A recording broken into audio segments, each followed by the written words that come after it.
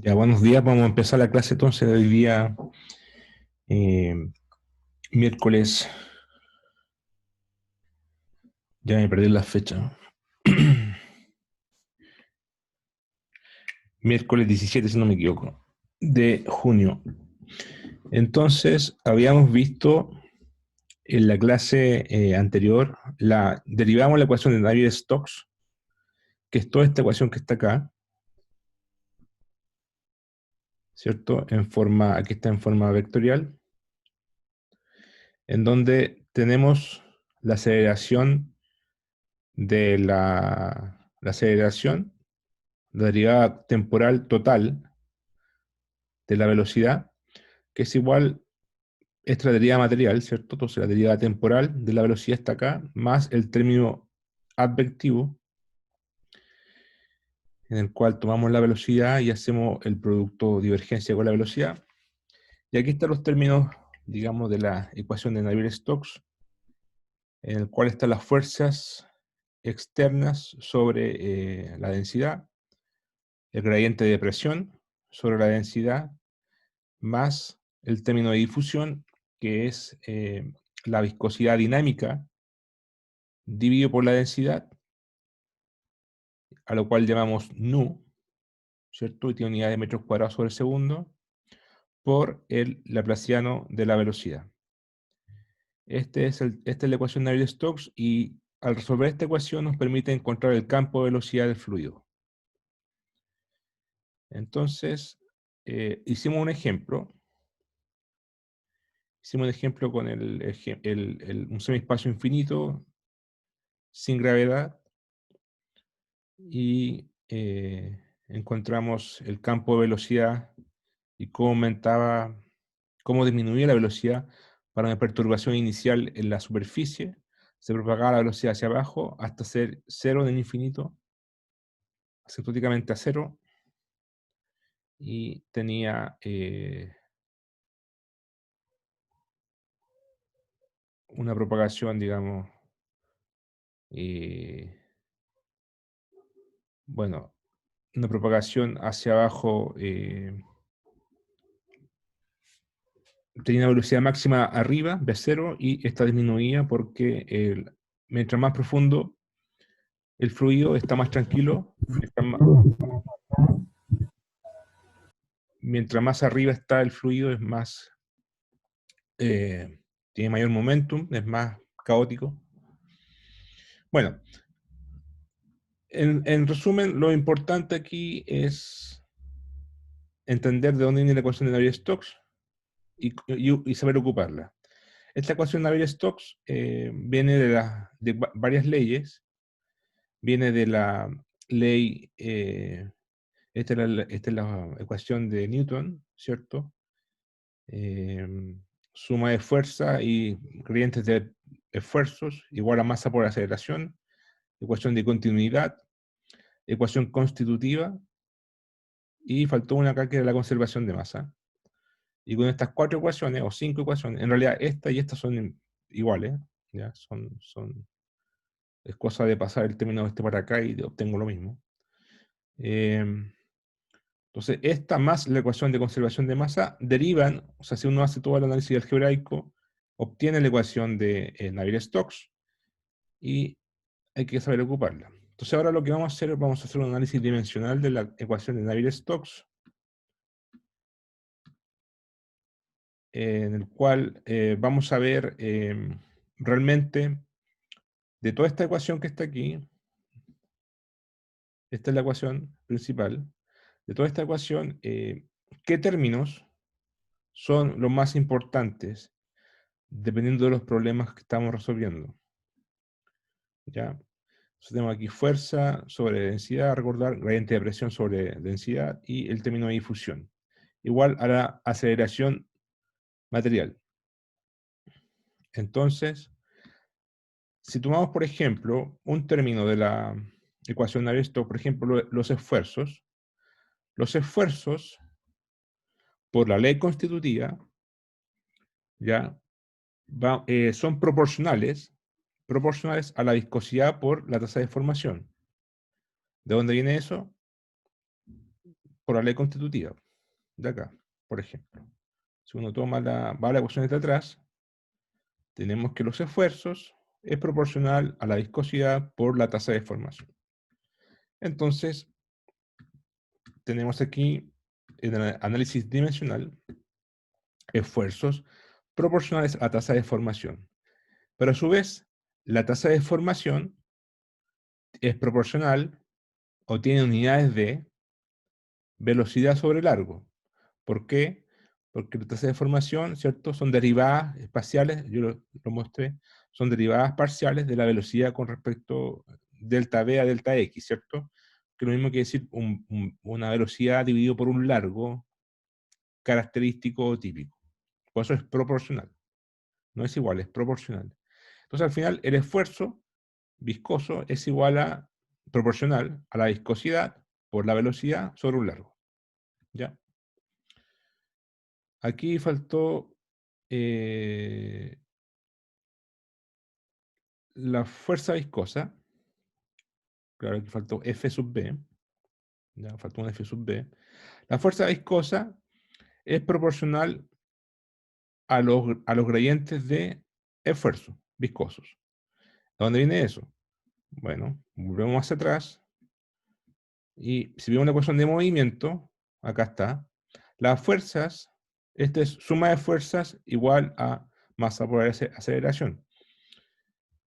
Vimos al principio del curso que las fuerzas de superficie asociadas a esfuerzos corresponden, por la ley de divergencia de Gauss, corresponden a gradientes de esfuerzos. Entonces, esto tiene unidades de fuerza sobre unidad de masa. ¿Ya? Entonces, tiene unidades de, perdón, fuerzas por unidad de largo. ¿Ya? Entonces, si tengo un esfuerzo viscoso tau, las fuerzas viscosas van a ser F sub B, van a ser gradientes de tau. Pero ya sabemos que tau, bueno, gradientes de tau son gradientes espaciales, por eso es un tau sobre L, donde L es un largo. Pero ya sabemos que tau es proporcional a todo esto. Entonces reemplazamos todo esto acá y me queda que las fuerzas viscosas, F sub B, son proporcionales a la viscosidad por la velocidad por un largo al cuadrado. Es tomar esto y lo reemplazo en el tau de acá. ¿Ya? Ahora, las fuerzas de inercia son las F minúsculas, son las fuerzas, estas son las fuerzas viscosas, ¿ya? Delta tau son fuerzas viscosas, F sub B. Las fuerzas de inercia son las fuerzas asociadas a fuerzas de volumen, ¿cierto? No fuerzas de roce ni fuerzas de superficie, esas son las fuerzas asociadas a las fuerzas de los esfuerzos. Sino las fuerzas de inercia, como gravedad, como el campo magnético, son fuerzas de volumen. Y esas fuerzas son proporcionales a qué? Por la ley de Newton, son proporcionales a masa por aceleración por unidad de largo. Esto está por unidad de largo. Entonces, densidad por aceleración. Bueno, aceleración es como decir delta V a delta T, es como decir un V sobre T.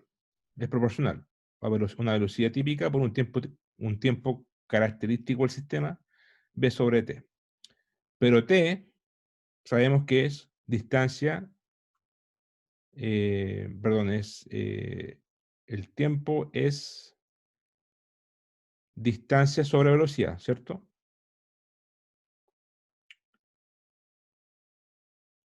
Por lo tanto, distancia sobre velocidad o largo sobre velocidad. Entonces reemplazamos este tiempo por un L dividido por V y nos queda esto. Si reemplazamos este T por L dividido por V, nos queda que esto es ρ por velocidad al cuadrado sobre L. Entonces las fuerzas de inercia son proporcionales a densidad por velocidad al cuadrado dividido por el largo. ¿Ya? O sea, por un lado tenemos las fuerzas viscosas, que es proporcional a la viscosidad por la velocidad dividido por el largo cuadrado, y las fuerzas de inercia, que son proporcionales a la densidad por la velocidad al cuadrado dividido por L. Entonces podemos comparar estas dos fuerzas, las fuerzas viscosas con las fuerzas de inercia, y si dividimos las fuerzas de inercia, esto dividido por la fuerza viscosa, esto otro, nos queda esto. densidad, velocidad al cuadrado, dividido por L, dividido por la viscosidad B sobre L cuadrado. Hacemos la álgebra y nos queda B por L dividido por nu. Nu, recordar que es la viscosidad cinemática, es decir, la viscosidad dividido por la densidad. O sea, esto. Nu es la viscosidad dividido por ρ. Entonces nos queda que la razón entre las fuerzas de inercia, ¿dónde está? La fuerza de inercia dividido por la fuerza viscosa es velocidad típica del sistema por un largo típico dividido por la viscosidad cinemática. Ya este número, a esta razón, le vamos a llamar R sub E. Y R sub E es el número de Reynolds. ¿Ya? Número de Reynolds que indica la razón entre las fuerzas de inercia y las fuerzas viscosas. Si el número de Reynolds es chico, significa que la viscosidad es más fuerte que la inercia. ¿Ya? Las fuerzas viscosas son más fuertes que las fuerzas de inercia. Y si el número de Reynolds es grande, significa que la inercia predomina sobre las fuerzas viscosas. Ya, no olvidar eso, entonces, un concepto del número de Reynolds. ¿Hasta ahora alguna pregunta?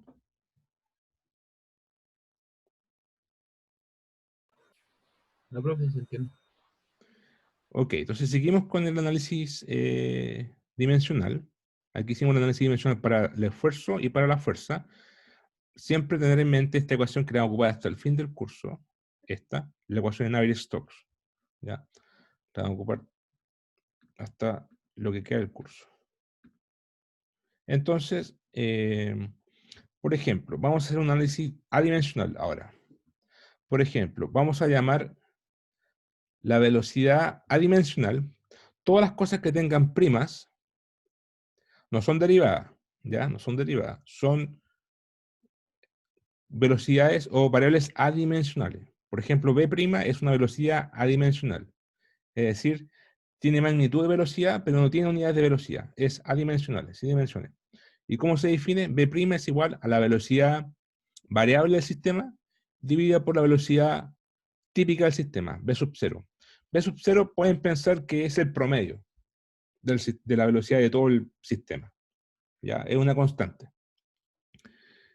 O puede ser la velocidad, bueno, o la moda, si se quiere. Puede ser la media, la moda, pero es algo típico. ¿Ya? Entonces, B' es mientras que B es la velocidad variable. ¿Ya? Varía punto a punto. Entonces, de esta forma definimos la variable, la velocidad adimensional B' como B dividido por B0. Ya, eso por un lado. Lo mismo hacemos con las otras variables. X', en la distancia adimensional, va a ser X dividido por el largo. ¿Ya? Ahí nos queda adimensional también. La presión adimensional va a ser P' dividido por P dividido por, bueno, esta es la presión típica. ¿Y de dónde viene la presión típica? Bueno, ya sabemos sabemos que los esfuerzos son, o al revés, las presiones son tipos de esfuerzos, ¿cierto? Las presiones es un tipo particular de esfuerzo. Y los esfuerzos son proporcionales a la viscosidad por la velocidad dividido por el largo. Entonces, esto debe ser proporcional a P, a la presión. Entonces, reemplazamos aquí el P típico.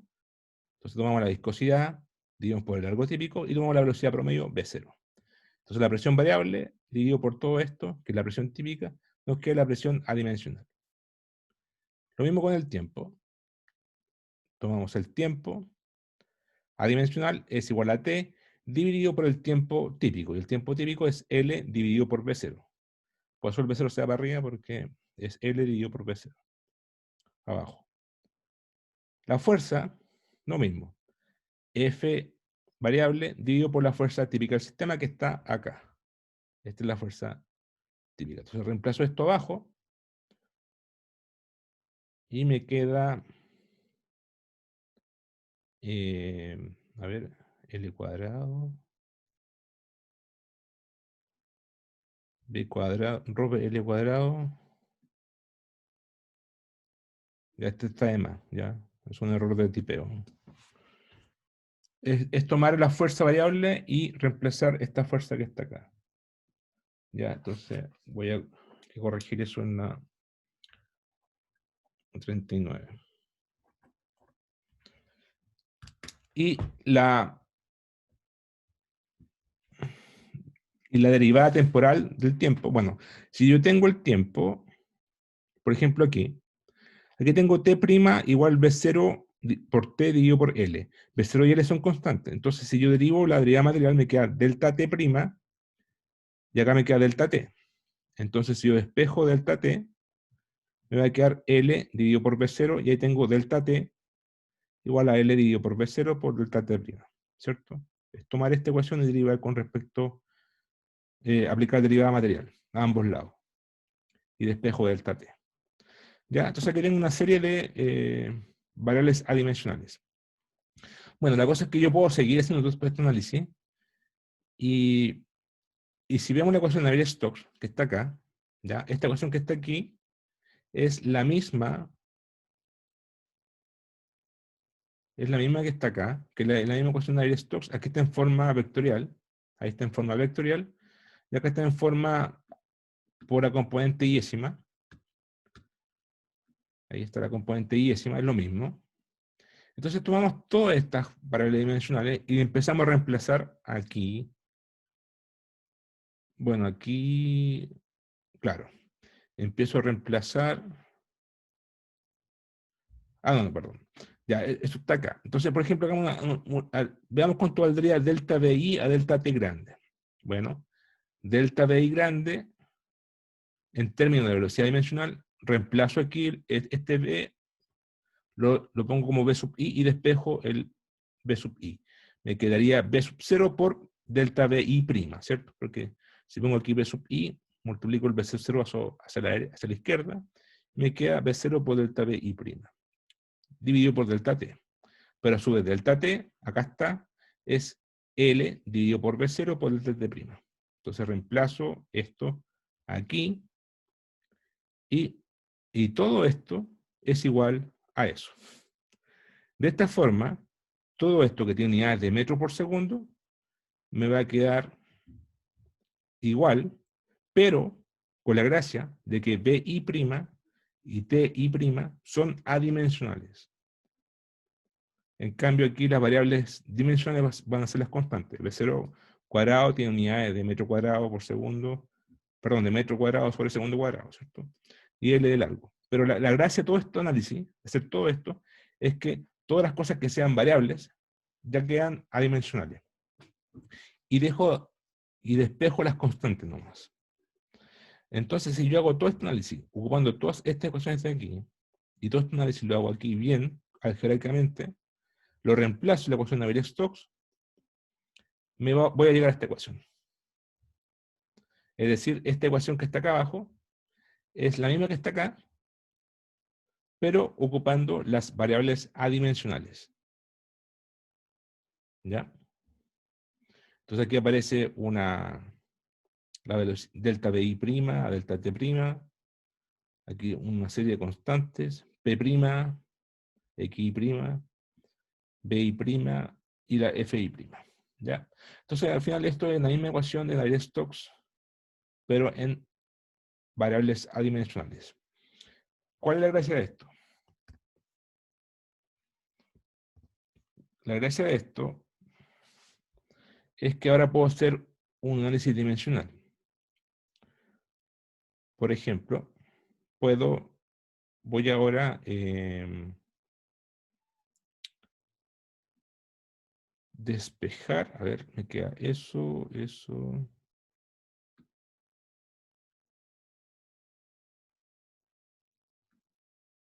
Ya, parece que aquí hay un factor común.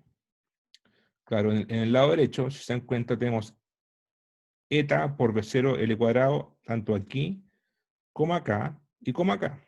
Entonces puedo pasar dividiendo esta constante hacia la izquierda, el eta por B0 dividido por L cuadrado, y me queda al lado derecho así.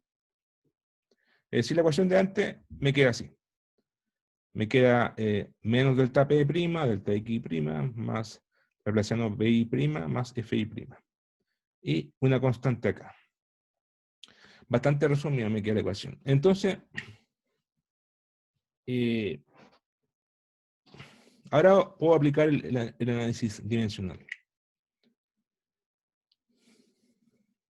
¿Cuánto debe valer, por ejemplo, FI'? ¿Entre qué rango se mueve de valores? Bueno, por definición, la fuerza prima se define así, es como una fuerza variable dividida por la fuerza promedio, ¿cierto? O la fuerza típica, fuerza promedio o la fuerza media. Si algo está normalizado por la fuerza promedio. Si tomo una variable y la divido por su promedio, ¿entre qué rango se va a mover?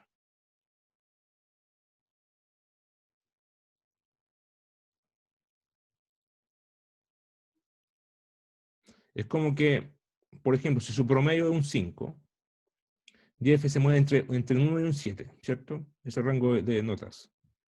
Si tomo algo que se mueve entre 1 y 7, lo divido por 5, ¿cuál va a ser su valor? Su rango de movimiento.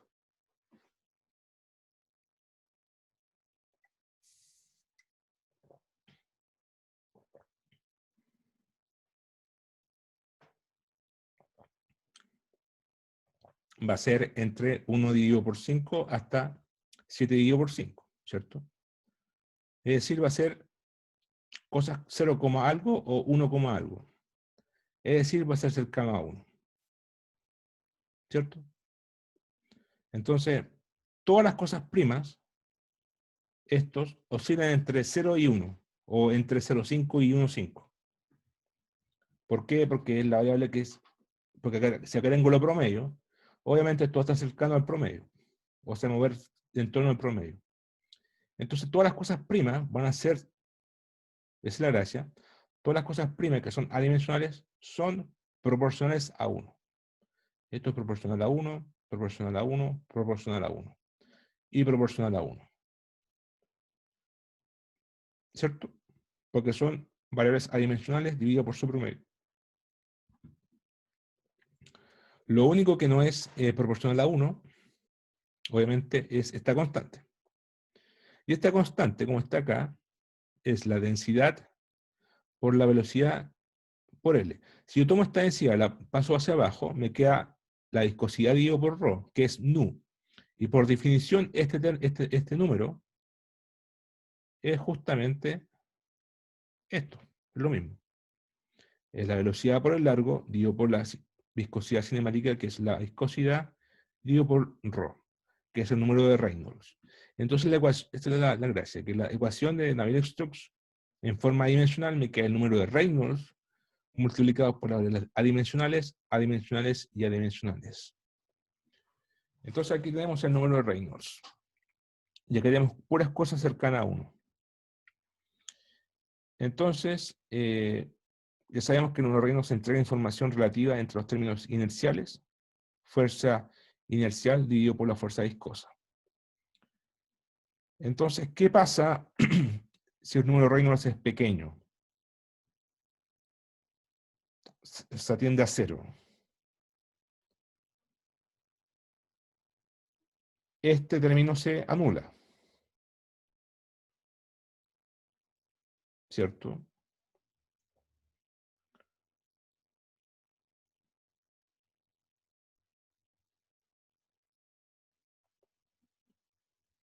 Entonces, si el número de Reynolds es muy chico, bueno, si es muy chico significa que las fuerzas viscosas son importantes. Las fuerzas viscosas son predominantes, el flujo laminar es... Los flujos con fuerzas viscosas importantes son fuerzas que tienen un flujo laminar suave y movimiento constante de partículas. Un flujo laminar es un flujo continuo, ahí viene el nombre, bastante fluido, ¿ya? Un flujo laminar continuo, sin turbulencia, sin remolinos, ¿ya? En cambio, cuando hay inercia, al revés, cuando el número Reynolds es mayor que 1, vamos a tener que las fuerzas de inercia son predominantes. Por definición, es número Reynolds, son las fuerzas de inercia dividido por la fuerza viscosa. Si el número Reynolds es mucho mayor que 1, las fuerzas de inercia son importantes. Entonces ahí sí importa las inercias, y el flujo se convierte en turbulento, inestable, existen remolinos y vorticidad. Entonces empieza a hacerse como caótico. ¿Ya? Entonces los flujos son caóticos, son con remolinos, con vorticidad, ya empiezan a aparecer circulitos. Este es un flujo laminar, ¿ya? Por ejemplo, porque aquí tengo un sólido, por ejemplo, y acá tengo un fluido, y el flujo va en forma continua, ya son funciones continuas, y es suave. Eso es para los números Reynolds chicos. En cambio, un flujo turbulento es un flujo en que aparecen remolinos, vorticidades en torno a un centro, eh, como los gases, ¿cierto? Como el aire, como las tormentas, como los huracanes, eh, aparecen los tornados, todas esas cosas. Entonces eso ocurre mucho cuando tengo aires o CO2 o incluso alguna agua en algunas partes, ¿ya? Eso es bastante turbulento. Y eso ocurre con fluidos que son de baja densidad o baja viscosidad, ¿no? ¿Por qué? Porque el número Reynolds es fuerza inercial dividido por fuerza viscosa. Si las fuerzas viscosas son predominantes, entonces, mientras mayor la viscosidad, va a ser más suave el fluido. Por ejemplo, los magmas. Los magmas son bastante laminares, son bastante continuos porque tienen bastante viscosidad. O la miel, ya, qué sé yo. Si aumenta la viscosidad, se hace más suave. Si se hace menos denso y menos viscoso, es más caótico. Entonces esto es como más meteorología y esto es más como tierra sólida. Y entonces, como volvemos a la ecuación de Navier-Stokes, tenemos aquí el número de Reynolds, tenemos las variables adimensionales, y si esto tiende a cero, entonces eso tenemos un flujo laminar y la ecuación se reduce, porque como tiende a cero, este término se va a cero. Entonces desaparece la aceleración y el término de la velocidad queda aquí nomás en el laplaciano. Entonces esta ecuación se reduce a esta otra. De esta ecuación se llama la ecuación de Stokes. O sea, de la ecuación de Navier-Stokes se reduce a la ecuación de Stokes, sin términos inerciales. Bueno, sin la aceleración. Entonces nos queda esta ecuación. Y eso ocurre si y solo si el número Reynolds es pequeño.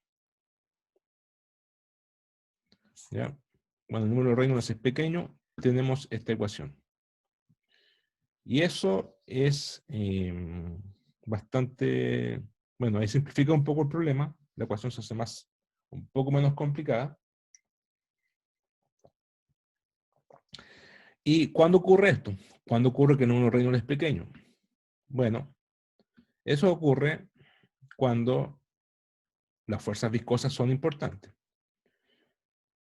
Aquí está el número Reynolds. Lo que necesitamos solo es que la viscosidad sea grande, eso es lo que necesitamos.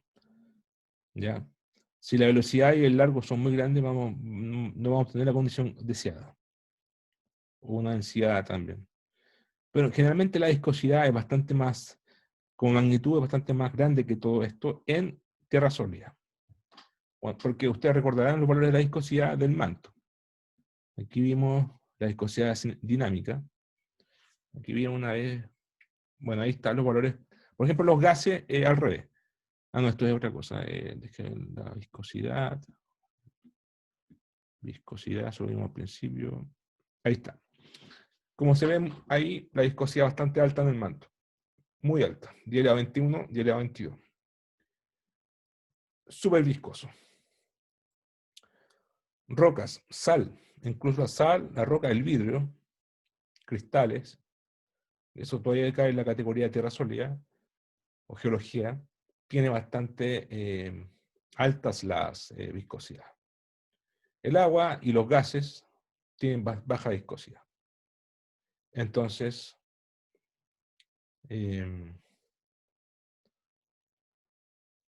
para nosotros, para lo que importa este curso, que es de tierra sólida, vamos a tener afortunadamente altas viscosidades, entonces vamos a tener números de Reynolds pequeños, lo cual va a simplificar la ecuación.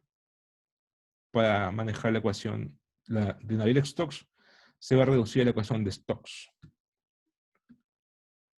¿ya? Que es esta de acá. Entonces, esto se va a cumplir casi siempre en tierra sólida, a menos que estemos estudiando un geyser o a menos que estemos estudiando un acuífero, ¿ya? Pero eso se llama hidrogeología. Pero casi siempre se va a cumplir esta ecuación. ¿Ya? Entonces, veamos algunos ejemplos de los cuales vamos a estudiar en el curso. Bueno, primero vamos a ver los flujos canónicos, que son los flujos más, los más simples, y después vamos a pasar a lo más complicado. Por ejemplo, el flujo de Couette o flujo de cisalle, que ya lo vimos un poco, que es el flujo del canal típico, que es lineal, ¿cierto? Arriba es lineal, y la máxima velocidad está arriba y linealmente crece hacia abajo. Y llega a cero en el fondo del canal. ¿Ya? Flujo de Couette se llama, o flujo de cisalle también. Está el otro, el flujo de Poiseuille, en el cual tenemos una cañería, está cerrada arriba y abajo, acá está libre arriba, y tenemos que las cañerías, generalmente el flujo máximo, también esto se puede aplicar a los cuellos volcánicos, ¿ya? Cuellos volcánicos, cañerías, venas, tenemos el flujo máximo en el centro. Entonces, aquí hay una presión y aquí hay otra presión. Entonces, hay un gradiente de presión porque la presión disminuye hacia de izquierda a derecha. Obviamente, siempre los fluidos van de una presión alta a una presión baja. Entonces, si P1 es mayor que P2.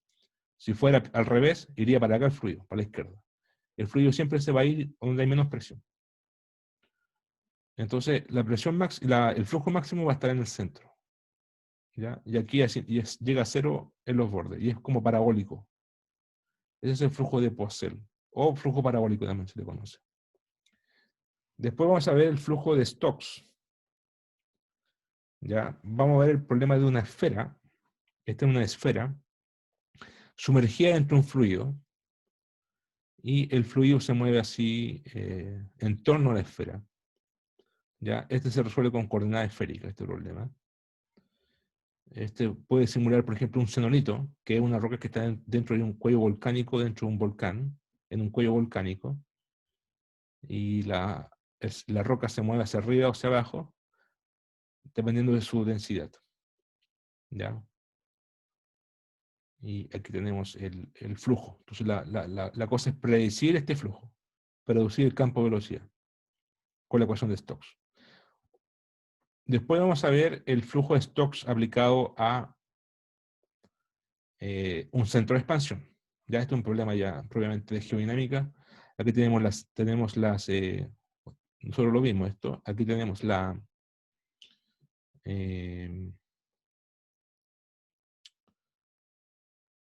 el centro de expansión, ¿cierto? Aquí está el eje del centro de expansión, aquí está la dorsal oceánica, entonces se mueve hacia la izquierda y hacia la derecha en forma simétrica, y aquí nace la litosfera oceánica.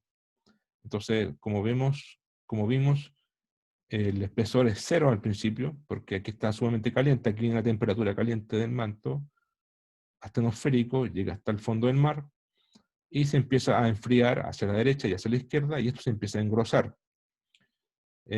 Generalmente esta base es la isoterma en los 1300 grados Celsius. Entonces se empieza a engrosar para la izquierda y para la derecha, y esto es sólido. La litosfera sabemos que es rígida, ¿cierto? Es un sólido, pero la astenosfera es un fluido en tiempo geológico. Entonces aquí hay un flujo astenosférico. Entonces por eso se llama flujo Stokes, o Entonces aquí hay un flujo en el cual viene el flujo aquí y se va para los costados, así. Entonces este flujo se puede predecir también con las condiciones de borde apropiadas y ocupando la ecuación de Stokes.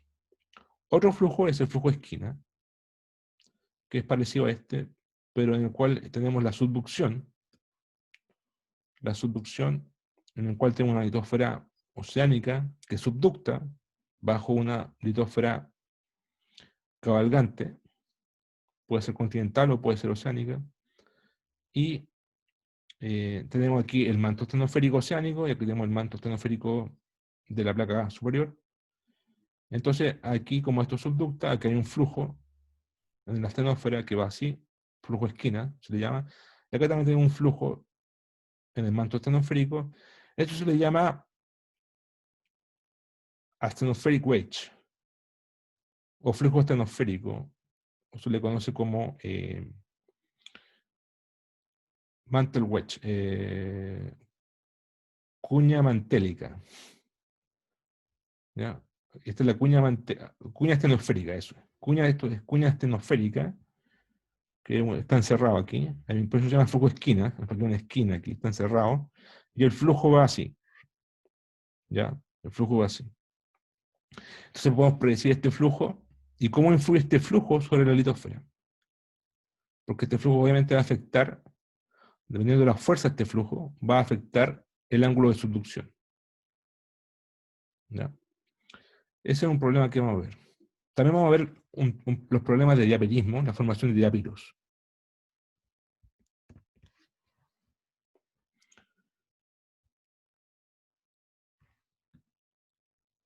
Podemos empezar viendo el más simple, para cerrar la clase hoy día, que es el primer flujo, el canónico, el flujo de Couette. Y después, mañana veríamos el flujo de Poiseuille y después los otros. Entonces, el flujo de Couette o de cisalle es el flujo del canal. Bueno, aquí está de más, esta región aquí empotrada, está de más. Y el flujo máximo está arriba. Esto es aire, generalmente. O sea, aquí está el flujo, aquí está el fluido y acá arriba está otro medio, el aire, por ejemplo. ¿Ya? Entonces, aquí está libre. Entonces, aquí hay una velocidad máxima. ¿Ya? A ver, hagamos una pausa de 3 minutos. Son las 11. A las 11:05 seguimos y terminamos este problema y terminamos la clase. ¿Ya? Una pausa corta para ir al baño.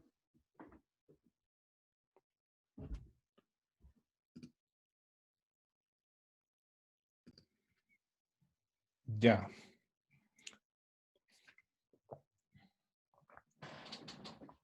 El auxiliar me contó que igual vieron este problema ayer, parecido, pero lo voy a repasar, o sea, viéndolo con las ecuaciones que vimos recién, y después vamos a empezar a complicar los problemas.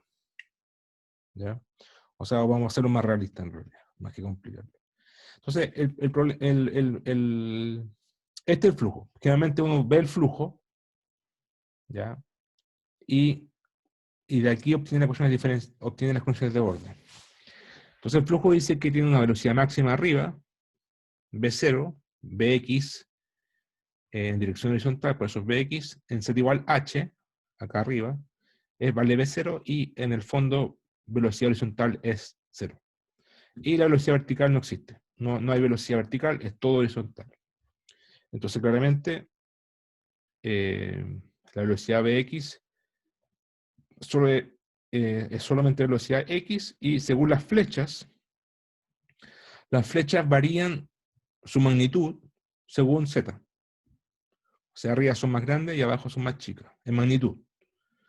No tienen no hay ninguna flecha oblicua, ningún vector oblicuo, entonces no tiene componente en x. Por lo tanto, la magnitud de las flechas solamente varía según z. ¿Ya? Entonces, como Bx solamente depende de z, entonces de delta Bx a delta x es 0. ¿Ya? La viscosidad es eta. Entonces, ¿ahora qué hacemos? Bueno, ocupamos la ecuación de Stokes. La ecuación de Stokes es esta que está aquí. Vamos a asumir que la fuerza F es 0 y nos queda esta ecuación. Entonces, tenemos esto. Entonces, la componente X de la ecuación va a quedar delta Px más el laplaciano de la velocidad b sub x a delta z cuadrado, porque el término, esto en realidad es delta segunda, delta bx, segunda derivada de bx a delta x cuadrado, más segunda derivada de bx z cuadrado, pero delta bx cuadrado a delta x cuadrado es 0 porque delta bx a dx es 0. Entonces nos queda esta ecuación. Entonces vamos a hacer un supuesto. Vamos a suponer que el gradiente de P es constante. O sea, el P es constante. Entonces el delta P a x es 0. Ya, ese es un supuesto del problema. No siempre es real. De hecho, no siempre es real. Y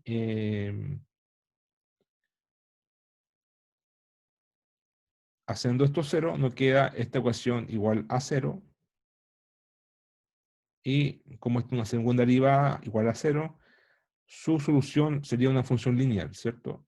Nos queda C1, Z más C2. Y claramente esta función es lineal, que está acá, es lineal. Entonces nos queda C1 más C1 por Z más C2. Entonces ahora hay que simplemente encontrar las constantes. Entonces sabemos el problema que en el borde arriba vale B0 y en el borde abajo vale 0.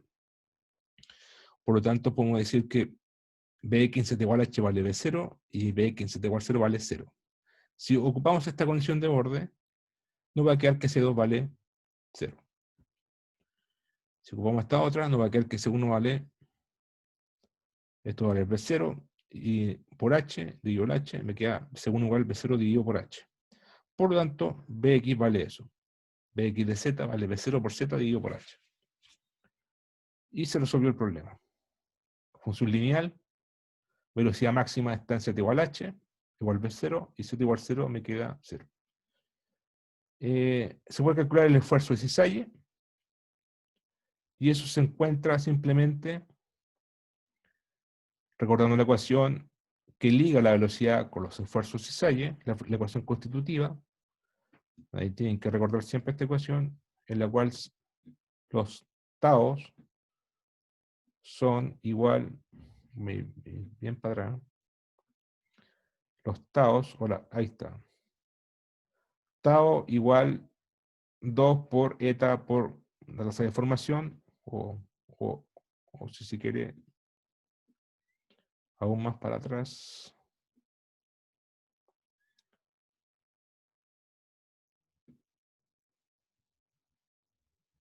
Esta. Tao es igual, ya. Tao es igual a 2 eta, el cisalle, aquí está. Este nu era un eta. Ya. A ver. Ahí está. Mu prima es eta. ¿Ya? Entonces, si es cisalle y el distinto de J, por lo tanto no hay presión isotrópica, esto es 0, y esto es 0. Y me queda que tau IJ, o tau XZ, es igual a 2 veces eta por epsilon punto XZ. ¿Cierto? Y por otra parte, epsilon punto, o tasa de formación, es igual a un medio, esto está acá, ahí está, un medio de delta U X a delta Y más delta U Y a delta X. Entonces, volviendo al problema de Couette, tenemos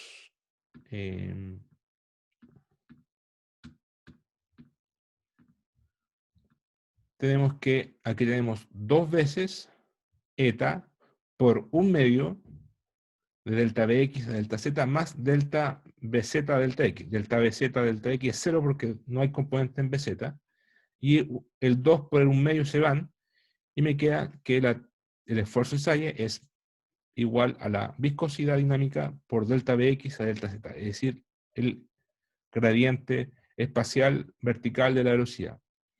Y como la velocidad vale esto, derivo con respecto a z y me queda que es constante.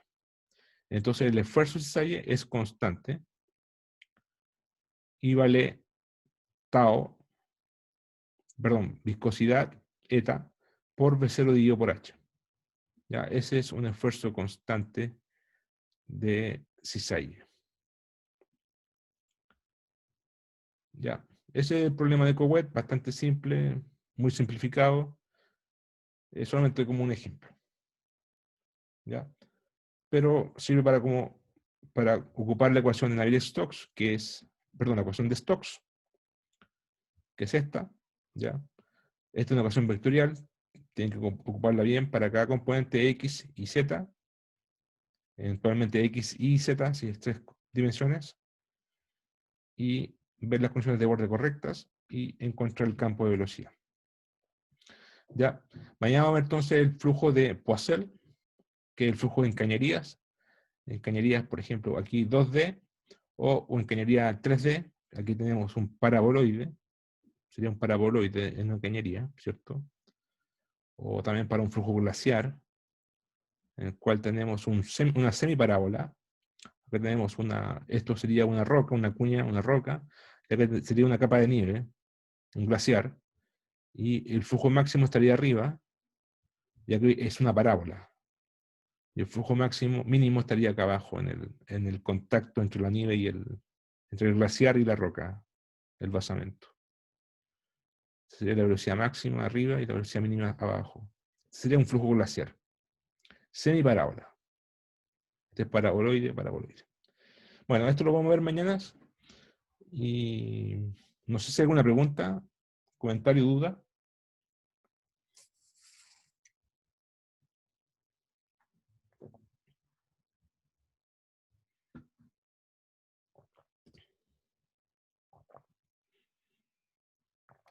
Bueno, parece que no. No dejen la tarea 2 para última hora. Ya el tiempo pasa volando. Estamos a 17, ¿cierto? 17 de junio y ya a fin de mes la tarea. Así que por favor, o sea, por su bien, no dejar la tarea a última hora. No es difícil, pero tampoco la van a sacar a última hora. Así que no se estresen dejando todo a última hora. Reduzcan el estrés si lo hacen.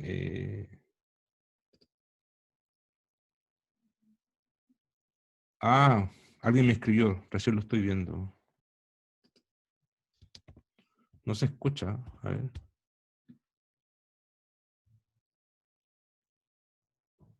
Daniel, ¿o no?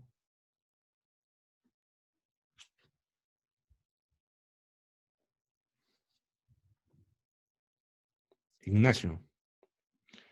Él me escucha, pero yo no lo escucho.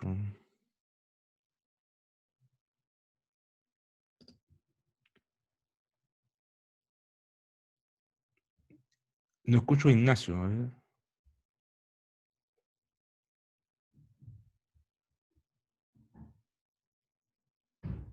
A ver, ¿puede hablar Ignacio?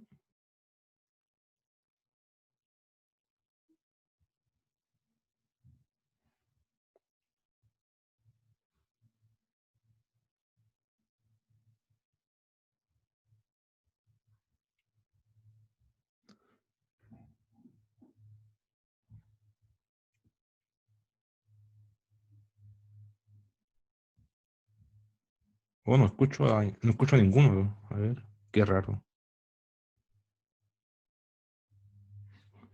Voy a poner reiniciar audio.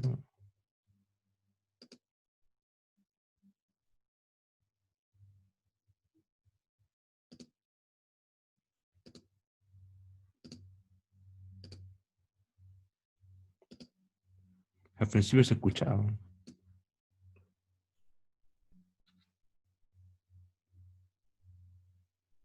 No escucho a ninguno. No están silenciados.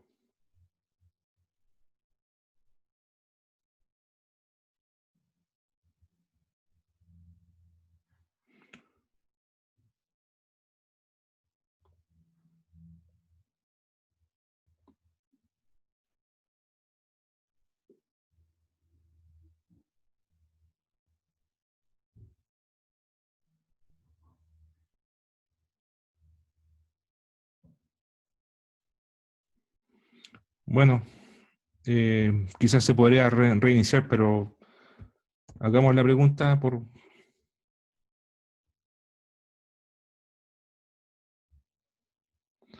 O sea, mi volumen del computador está al máximo y de...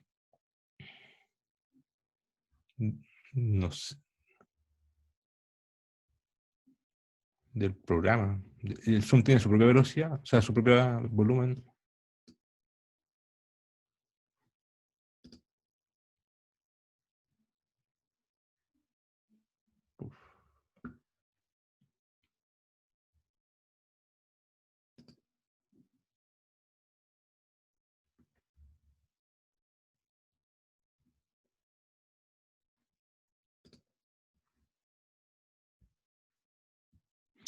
Sí, preguntemos mañana. Mañana en persona de la clase hacemos la pregunta y... Ah, en Audio Settings. Y, y vemos el tema yo creo que si reinicio el programa, porque si yo voy a... Sí, no se preocupen. Mañana me hacen la pregunta, ya repasamos la ecuación de Cowet y seguimos con la clase. Yo creo que es el Zoom el problema, no es el computador.